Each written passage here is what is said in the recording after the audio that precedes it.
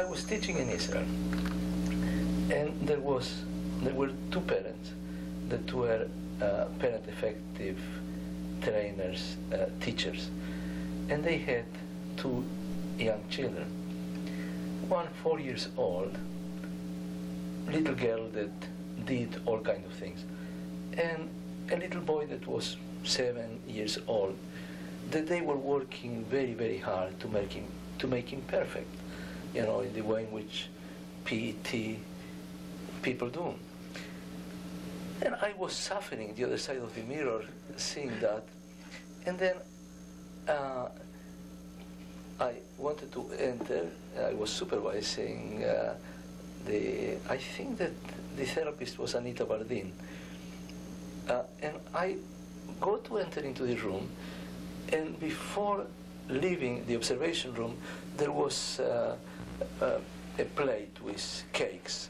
In Israel, you see, there are no workshops without cakes. So, leaving, I took the plate with the cakes, not knowing why.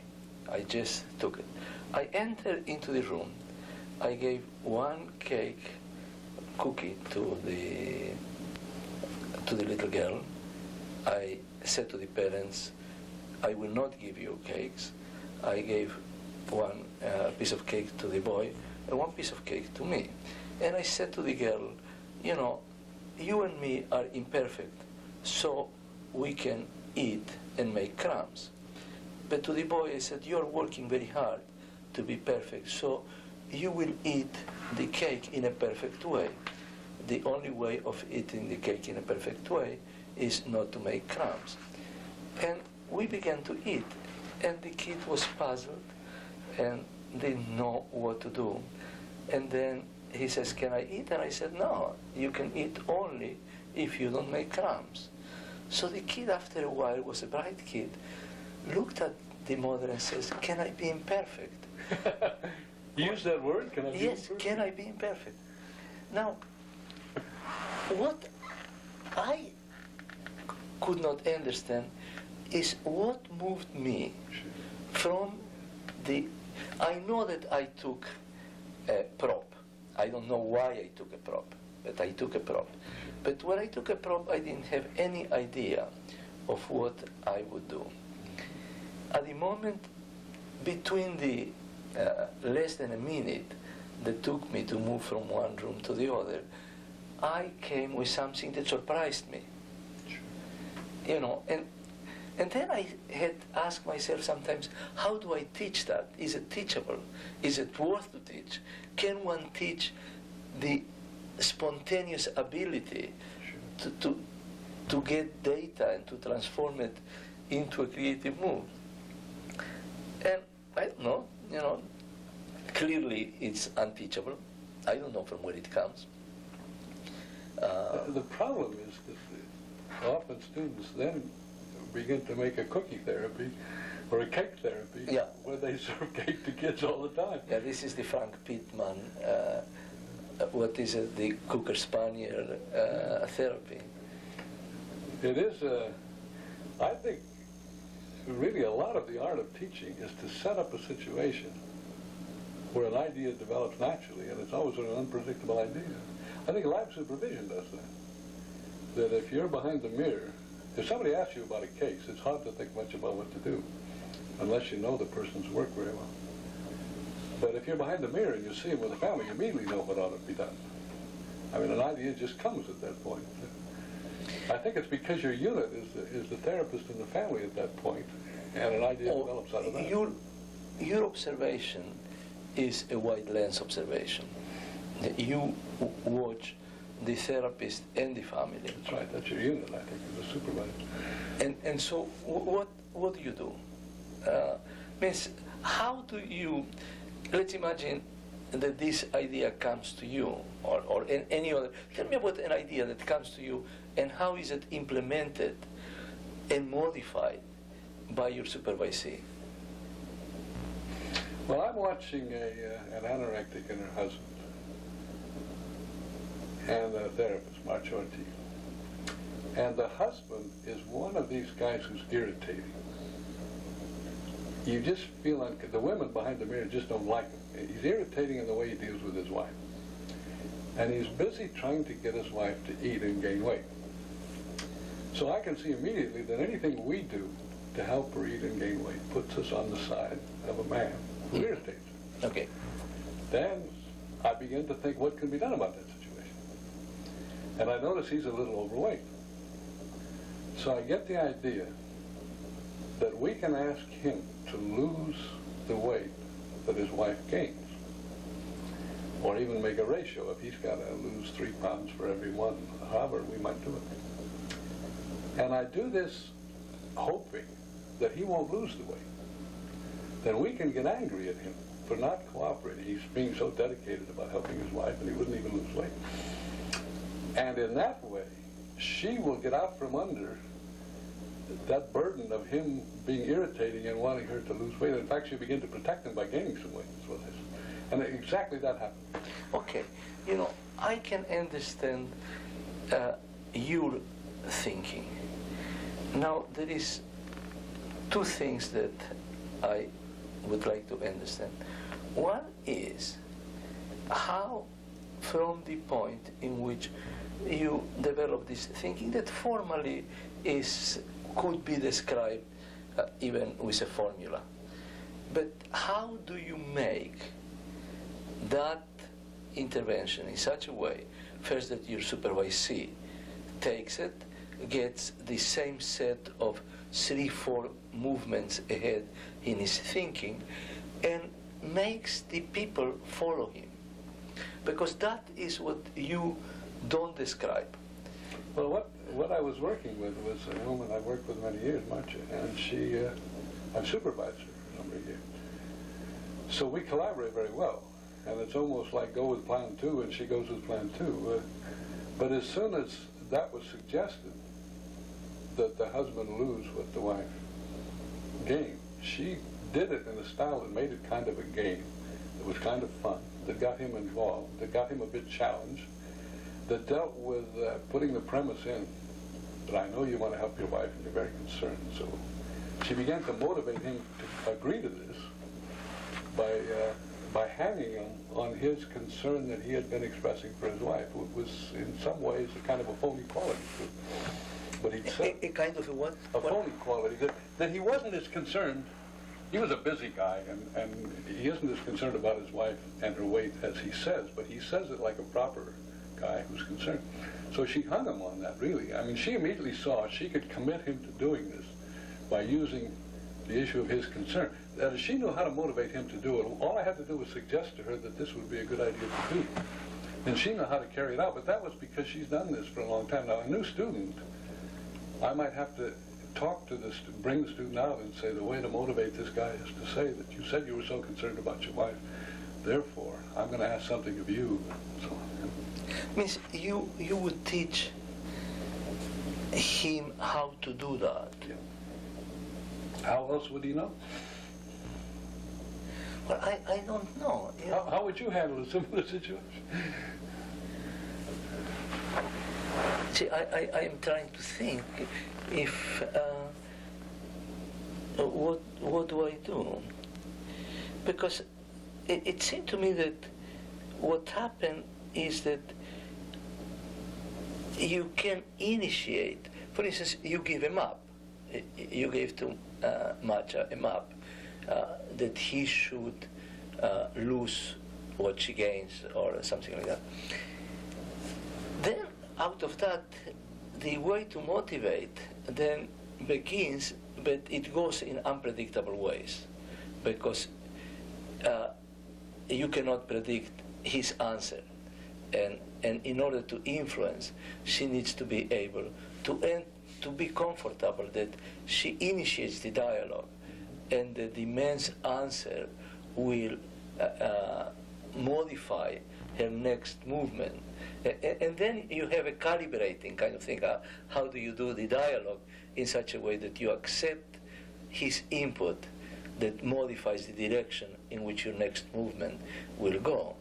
So I think that it seemed to me that one of the things that probably you and Macha had was a kind of an acceptance of humor as as a way of, okay. Particularly in anorexia, which is so grim. If you can introduce some humor, it helps no end. Yeah, so that the thing that I think you teach, probably, I don't know, would be a kind of loose quality in the therapist that makes the therapist a participant in a game, and so that can accept the input and can accept.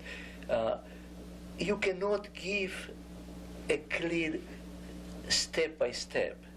You give just a quality. I don't know. It depends upon the therapist. Some you can just give the quality and they'll carry it out. Some you have to give them step by step.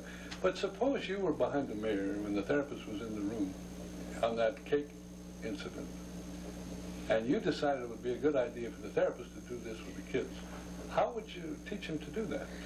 I don't know. I don't know how to do that, because I didn't know before I went in that was a way of using the prop, and I absolutely, what I could say to the therapist is something like, it's tremendous how they want to make him perfect.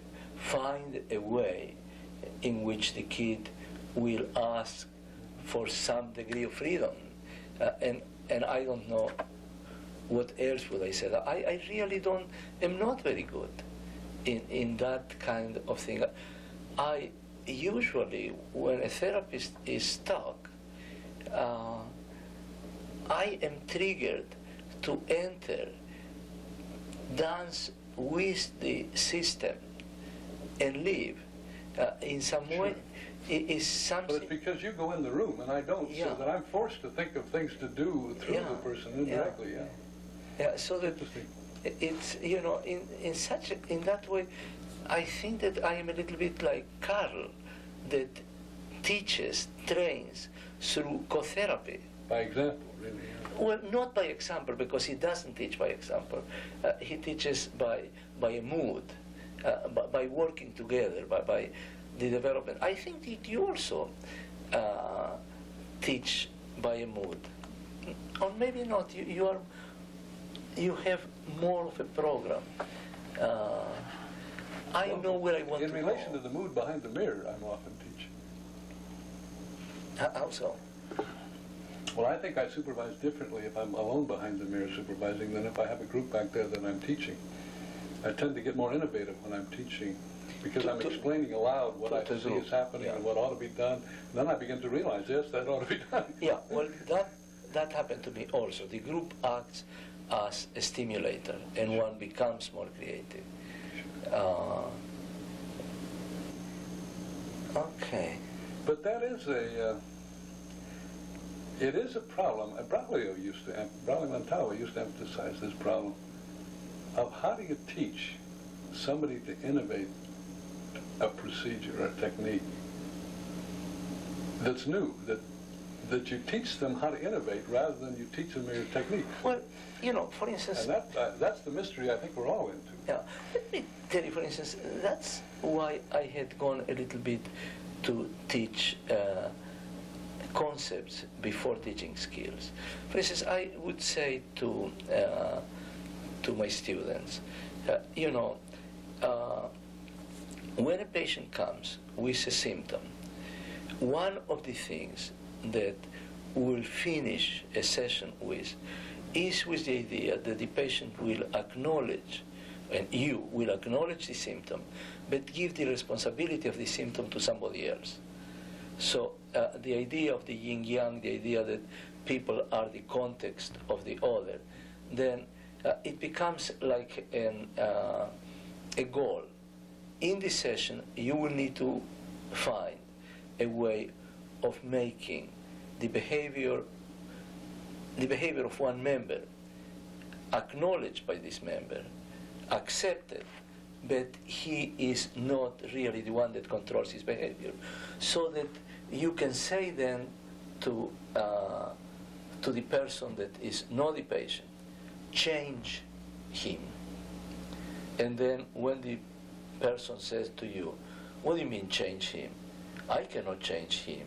He can only change yourself. Then you will say, no, nobody can change oneself, but you can change him. And I explain to the student the fact that if two are one and one is the context of the other, that the only way in which one can change the other is by modifying his behavior in relation to the other. And in some way or other, that needs to happen. But I don't know why. I don't know how. I know why. So then it is a kind of a formal map. Something, a change of that nature will need to occur and will be done tailor-made in every session, because while one knows the map, one doesn't know the ingredients that the family will present. So that if the woman comes and she's anorectic and the man is there and he's a little bit overweight, then the student will know that in some way her anorexia is controlled by him. That means that is, and that he can change her anorexia, for instance. And then the question would be, in what way can the student make that connection? And maybe the student will say something similar to what you said to Macha, that, it seemed to me that both of you have one body. And one of the ways, and she needs to be thin because you are overweight. One of the things of changing the body is for you to lose so she can win. Well, would you recommend that be said to them? I don't know if that will be said. You see, I am saying that if you have the formal map that there is, that in some way or other, all therapy is a change in the epistemology of people, that this change need to be clearly formulated for the therapist, and it doesn't need to be formulated for the family, but the therapist need to have that. This is where the problem for me comes. Okay, so we have a difference. Good. Well, I'm not sure it's a difference, but here's the problem I see. I think the way you deal with a therapist tends to be the way they deal with a family. So if you say to a therapist, conceptually the issue is that there's only one body between husband and wife here. It's very difficult for the therapist to go in, make a game about the husband losing weight and the wife, without giving them that concept, without saying that to them. Because you tend to carry into the room. That is, it's very difficult to have an insightful conversation about a therapist behind the mirror and have him not go in the room and he's got to be insightful with the family. Well, you see, that is not true, and it is true. If you work very close to the supervisee, then that will be true. That means that your relationship with the supervisee and the relationship of the supervisee with the family will tend to parallel each other. But if you relationship, if for instance, if this concept is a concept that is not part of life supervision, but is part of the videotape supervision, and it is a concept that becomes one that the group plays around with. So that when it happens, when the supervisee enters into the room, he is not responding very close. See, I think that the relationship between the supervisee and the supervisor that you carry is a very close one, similar in some way to the Milano team supervisee relationship, that I think that ties the member of the team very much to the thinking of the team, and in your case, ties your supervisee very much to your thinking. I think that in some way I have more of a distance. The fact that I also enter and participate as a co-therapist makes my relationship one that is not as close as yours. Well, that may be. It's an interesting formula. No, but it's not one in which he hears my voice. But I'm thinking of it this way, that one of the reasons I don't like to give people awareness or insight in therapy, because I think they don't like it, and they'll get revenge by not improving on it. And that you tend to arouse resistance. For example, if you say to the husband and the wife that you only have one body, I think you may do that in order to get them to prove to you they're separate individuals. I mean, that would be a calculated way. Well, then, but to give a conceptualization to them, I think interferes with the therapy. At least that particular maneuver of getting the husband to try to lose some weight while the wife gains it. But here's the reason I don't like the idea of therapist training to include personal therapy for the trainee, unless they have a problem and they need therapy. But to have the idea that that's going to make them better therapists, I find them more difficult to teach. The more therapy a trainee has had, the more difficult they are to teach. And one of the reasons is because usually that's an insightful therapy. They're learning about themselves and understanding themselves and so on. And then they get in with a family, and the trainee feels like a cad if he found that valuable in his personal therapy, if he doesn't do the same with the family. So he starts helping the family gets irritated with him, and he compounds his problem. But you see, Jay, here I think that we do differ quite a lot. Because I don't find that people, in my influencing people, in my meddling with people, in my carrying people with me in the direction of change, I do develop a collaborative relationship with people in which I do all kinds of things. Cajoling, seducing, teaching, being a wise person, using humor, teasing, all kinds of things. Saying to people, it's a rather interesting and strange thing that you two seem to have one body. It's something I will say, and I use a lot a language that says, it is very interesting, it's extraordinary. And then with that kind of exclamation points, I would introduce ideas like that. I never found that people respond to that with resistance. I find that one of the ways in which I take people to shave their head, like Chloe did, is through a variety of maneuvers in which I am friendly and teasing and distant and pushing and all kinds of things.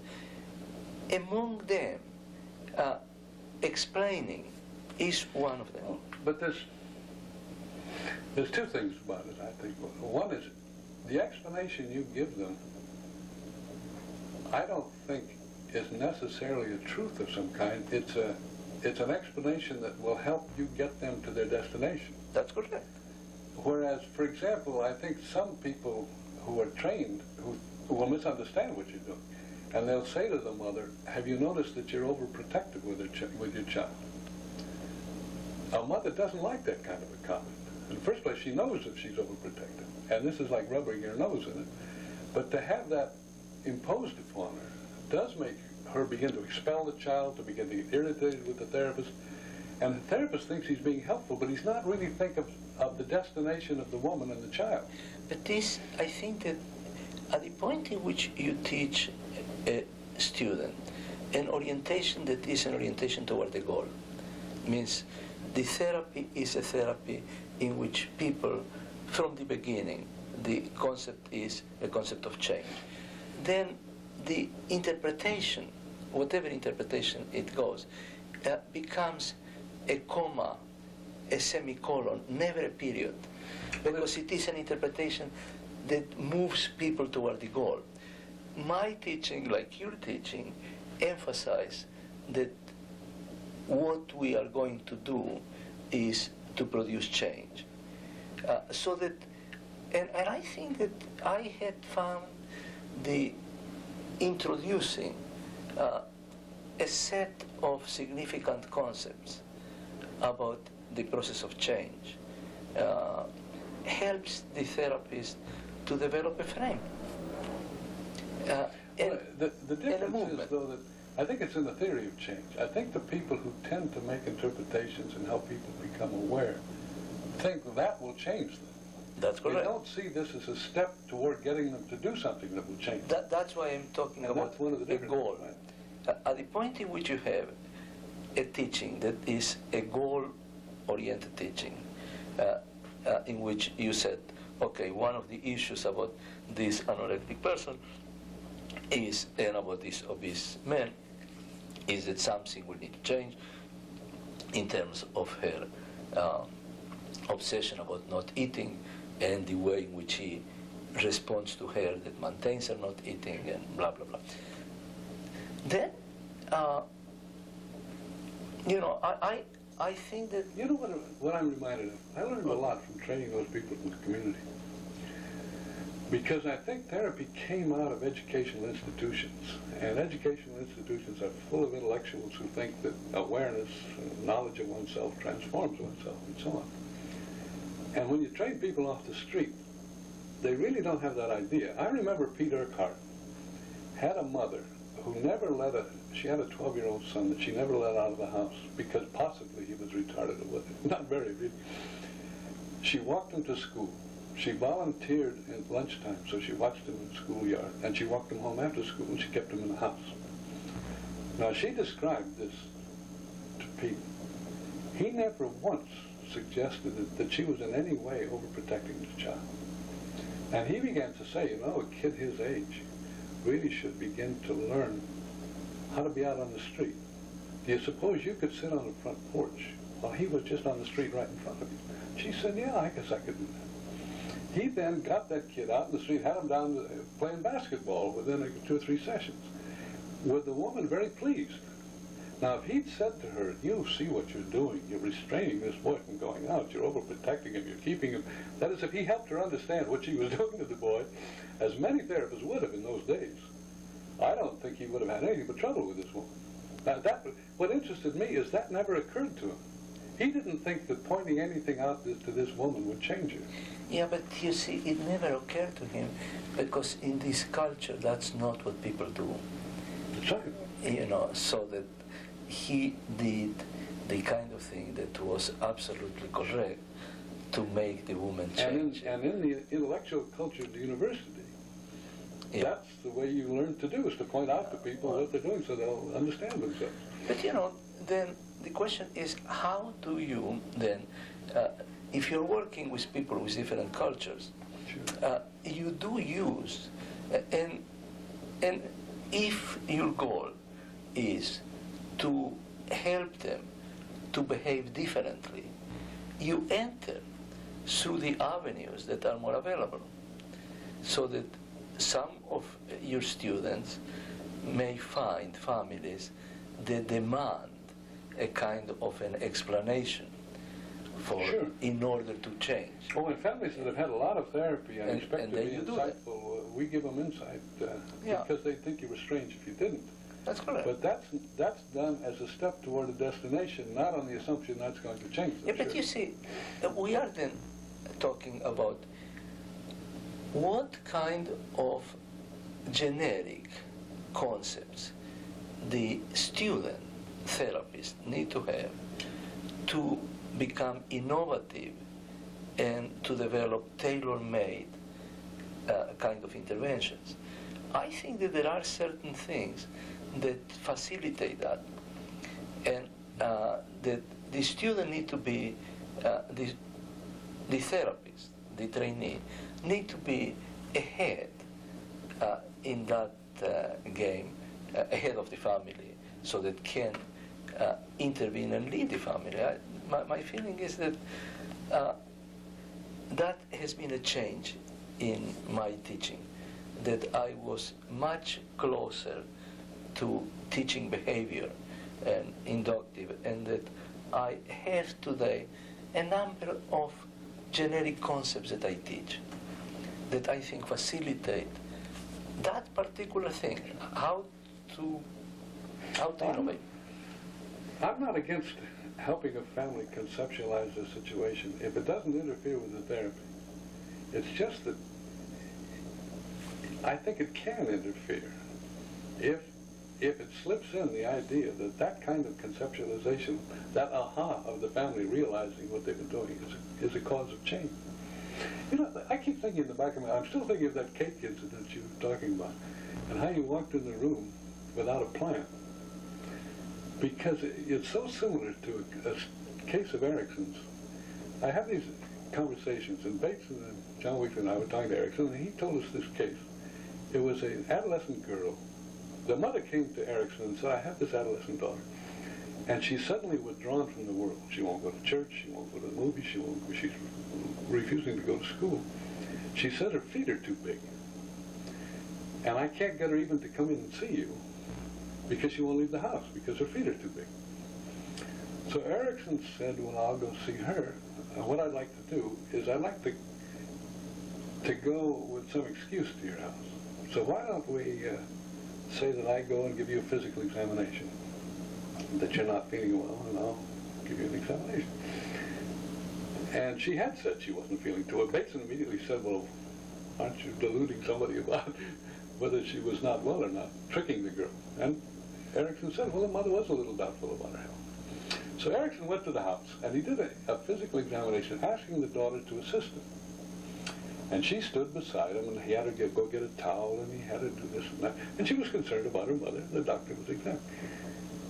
And he said that he went there, and at that point, he didn't know what he was going to do. But he thought, if I get in that situation, I'll think of something. Mm-hmm. So what he did was, when he had the girl right beside him, he carefully stepped back very hard, right on her foot, and she yelped when he stepped on her foot. And he turned around very angrily and said, if you would grow those feet big enough for a man to see, I wouldn't be in this situation. And he turned back and went on with the mother. And he said that was a message about the size of her foot that she in no way could reject, you know. And he said that he examined the mother, chatted with her a while, left, and that afternoon the girl asked the mother if she could go to the movies, and she began to go out. But what impressed me about the similarity was that he didn't know until that moment. And I remember Bateson saying, you must have planned this in advance. And he said, I didn't have any idea until I got there. Yeah, absolutely. The question is then, what kind of schemas do I have that I developed through my years of seeing people that help me? I trust myself a lot now. I know that something will occur to me that will connect certain plans with what you tell about Erickson. I would be operating very much the same way, knowing. The problem, though, is how do you teach somebody to do that? Well, that's what the real art. That's what I am saying. First, I would need, to know what kind of labyrinth do I have that facilitate this kind of thinking, and that is one of the things that I am exploring, thinking that there are a number of things that are rather generic, that can be umbrellas that help you to connect certain things. Because one of the things that I know about myself is that at the point in which I develop a metaphor in a session with a family, then I tend not to hear and not to see things that are disconnected from this metaphor. Mm-hmm. It's a kind of lovely things that happen to me. I just become very connected to one idea. and everything gets connected to that, like what you said about Erickson. He comes and he knows that he will need to do something that is related to food, that is related to size, that is, and he doesn't know what. And I think that these things then are possible to teach. And he also knows that he has to go there because he's not going to get her in with that problem. Yeah. So he's got to do a home visit. Well, one of the things that interested me in reading these conversations is, but we were in a period where we were interested in homeostasis, naturally. And Bateson said, what about the mother resisting this improvement in the girl, or preventing your success with the girl? And Erickson said, how could the mother prevent anything? She didn't even know what happened. All she knew was I was rude to her daughter. That is, he gave them the mother no conceptualization of what he was doing at all. He came in there and made that change. The mother was surprised that the girl wanted to go out to the movies that afternoon. But it's also, to me, there are two issues here in your story. And one is that Erickson expects people to follow him. Absolutely. While conceptualizing resistance and avoidance of resistance and so on, there is something about his trust that these people will really follow him. So that, well, actually, he was unhappy with our way of conceptualizing homeostasis or systems because he heard it as resistance. And his idea came out of hypnosis, really, that if you expect resistance, you get it. If you don't anticipate any objection by the parents, you don't get it. And I find myself with students today irritated in much the same way when they start talking about families resisting change or parents resisting change, because I can see them producing it by the very act of anticipating it. Okay, then, for instance, I don't expect resistance, but I always expect inertia. Inertia, that's a good way to put it. I said to people, if you are going to ask an organism or an object to move it, you will necessarily need to have inertia. So that is something that you need to people tend to continue doing what they're doing. If you don't have it, something is wrong. That's resistance. If you don't have inertia, if people do immediately what, then that's resistance. That's wrong. But you expect inertia. The other concept that I am saying is people always can. I have one of the concepts that I really teach is that people always can do more than what they are doing. That this is a generic. When people tell me, well, what if they don't? I said, what if they can't? What if the mother cannot? And I said, in my experience, I had never found that somebody cannot expand. So that we live in a rather narrow set of use of our possibilities, and we have many other possibilities that we don't use. So that one of the things is a rather optimistic view that I impart my students, that people can do more and can do things differently. So, and that they're willing to. And that they are willing to. If yes, you phrase absolutely. it in a way that seems reasonable, they're willing to do it. Okay, so, these kind of things one teaches. I also show, and I in the videotapes we discuss and so on. But so that there are certain concepts that seem to me that it's possible to teach. You can, sure. One of the things you're after in a trainee is to get them into a stance where they expect people to cooperate, expect people to change, assume that people are there to change, not to resist. Okay, but you see, in that thing, we are very different than the people that expect resistance, then give a paradox that they expect will be resisted. Mm-hmm. What if a paradox is not resisted? That depends on how you give it. Well, of course, it is absolutely the way in which you give it. If you want to give a paradox that should be resisted, you do it in such a way that is resisted.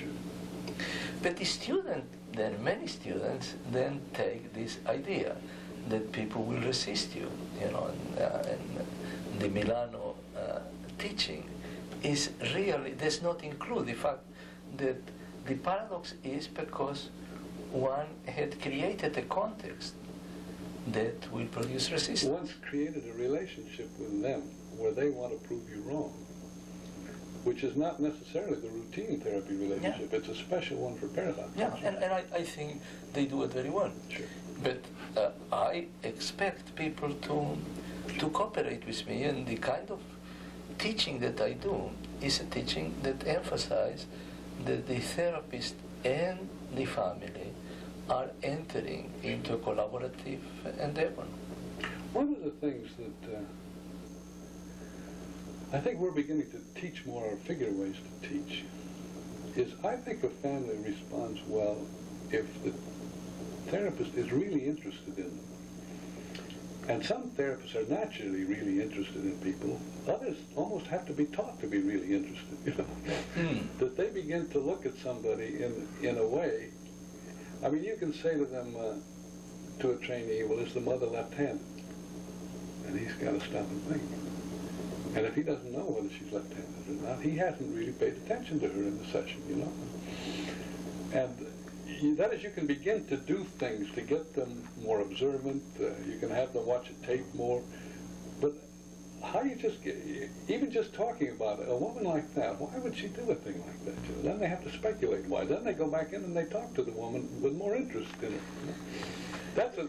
That's a problem in how to teach that, because it's a natural human interest. Isn't that the kind of thing that Carl Whitaker really had introduced very much into... Well, Carl is really interested in people, that's right. Carl is interested in people. And he relates with curiosity, proximity, personal response, that is very different than the idea of neutrality. You know, Carl is not neutral at all. No, I am never neutral. Sure. I don't believe in neutrality. I don't think anybody is neutral if you are in the process of helping people to change. There is something about training, too, that it's so obvious that we take for granted that many people don't. And that is that therapy is best taught by observing a therapist at work, either on videotape or live, when the vast majority of therapy is not taught that way at all. You know, one of the things I realized was that the live supervision started in the 19th century. That in that very innovative period among the hypnotists, the way they taught hypnosis was the hypnotist trainee watched the teacher work with the patient and hypnotize them. Then the teacher watched the trainee do it with the patient and guided them. So it was all live observation. I didn't know that. Yeah, that's the way hypnosis is still taught. And then when Freud made an issue of giving up hypnosis, he went to the confidentiality of the room so that nobody could watch anybody doing anything. Students never watched teachers. Teachers never watched students doing therapy. And it was 50 years. It was up until the 1950s with the one-way mirror before people began to watch therapy again. Because, you know, it's interesting because all the medical teaching is done, if you want, as live supervision. That's right. It is live supervision. It is the grand rounds, it is the teacher doing things, it is the student doing things, and the teacher observing. So it is the model of teaching. So it is only in therapy that the teaching then took that detached... I think so. I think when Freud, with the power of his ideas in his organization, when he just took the field out of hypnosis, he went into the private office, which was much more important than giving up hypnosis, because nobody could watch him work. Everybody then had to just hear reports about what happened. Well, it is in the consultation or in the supervision. Yeah, the supervision then became a supervision about events that occurred. Or carrying notes across town to a supervisor and talking about what might have happened. You know, I was talking in New York one time, not long ago, to a large group. And I said, you know, we've changed in supervision so much that we used to take notes across town. And then the audio recorder was discovered in the 50s. When we began to audio record, we could have a trainee listen, or a supervisor listen to a trainee by audio. Then we had video, and we could actually watch it, and we also had live observation. So there's been great progress in supervision. And after I finished talking, 2 or 3 of the people came up and said, you know what we're doing here is we're still carrying notes across town. Yeah. And that's the way supervision is still done in that way. I don't know why it's still done mostly. Why is that live supervision didn't It's too spread? expensive. It probably It is it's the most expensive way to train. I think it's the most efficient in the long run, but it's hour by hour. Our place in Philadelphia are the only 2 places that I know of where a trainee is supervised every hour of the therapy. Some do it the first hour, and then they have them go off and see the family for a few weeks and then come back again. And we do hour by hour. And that is expensive. It is an expensive way of teaching, yes. Yeah. But it's the only way to be able to guide somebody at the moment they need the guidance, rather than saying later, you should have done this or that. It's immensely valuable, I think, but very expensive. And I think a part of the development of it was our work in Philadelphia, particularly with the community therapists, that we were worrying about protecting the families from people who were so just beginning, such novices. Are you saying that the child guidance clinic was one of the first places that developed live supervision in the grand? Well, you know, I was trying to remember this because somebody was asking me where it came from. And I remember in California, in the 50s, we discovered this man, Fulweiler, who worked in a one-way mirror room. He had been teaching psychologists to test by watching them through a one-way mirror with delinquents in this juvenile hall. He then began to see families, and he saw them in that room, and he would go behind the mirror and come out. So we came over when we discovered him, and I watched him go through a whole series of interviews. And we realized the value of that one-way mirror. So we built one where we could watch the therapists instead of just audio record. And then we had so many visitors. When was that? You know, somewhere in the late 50s. Okay. Fulweiler we discovered in 57. So we must have had that mirror in by 58, if not in 57. And then people came to visit, and they assumed that the one-way mirror was part of doing family therapy.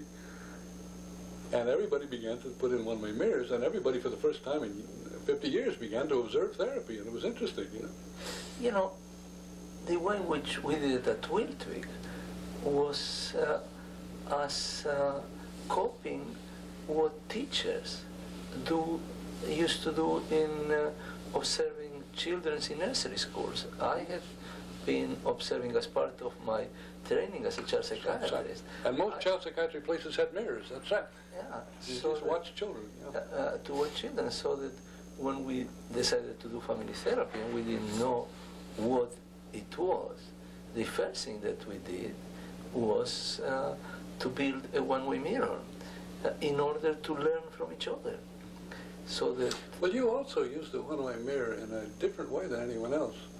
When you put part of the family behind the mirror with the therapist, and the other part in the room with the therapist, and use that like a membrane. That was a new way that I was interested in that when I was traveling around.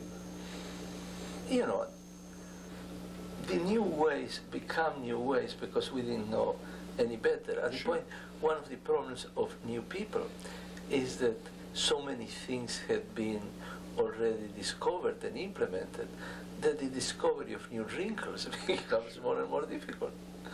So, well, I think part of the reason that you could use it was because you were working with the poor. Oh, there was such a lot of freedom. There was such an issue of confidentiality with middle class. But the poor you could do anything with, and therefore you had the freedom. This is rather tragic, but it's true. There was only accolades about our work with the poor. No criticism at all, you know, because it's possible to innovate. Sure. When you enter, hospitals have been doing that for a long time. to work on the poor, Sure. and to learn on the bodies of the poor, and so we had that freedom. Also, though, that I think you innovate dealing with cases that other people don't want.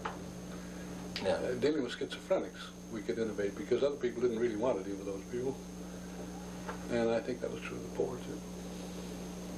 But that mirror, I think, transformed therapy because for the first time in many years, people actually saw what a therapist did. Mm-hmm. And I was reasonably, we were filming therapy, and it was so expensive because we had to use 16 millimeter. And we mostly audio taped. But I was finding out more and more that people didn't want to be filmed or audio taped. Not because of confidentiality reasons, although they said that. It was because they didn't do what they were supposed to do. They didn't do what they said they were doing. And the discrepancy appeared. If you did a film of what an analyst actually did, he wasn't doing what he was supposed to according to analytic practice theory. So they were very uncomfortable about being watched. And it wasn't only us, other people who were trying to film were running into that problem. But with families, somehow it all just opened up and it began to be accepted as that's how family, partly I think because families are interesting to watch, individuals aren't. Yeah, yeah. The real dramas are in the family rooms. Probably it still remains that family therapy and videotapes and one-way mirrors are together. Yeah. This is the way of training, this is the way of supervising. That's where you're concerned with skill. Yeah. Rather than just a personal nature.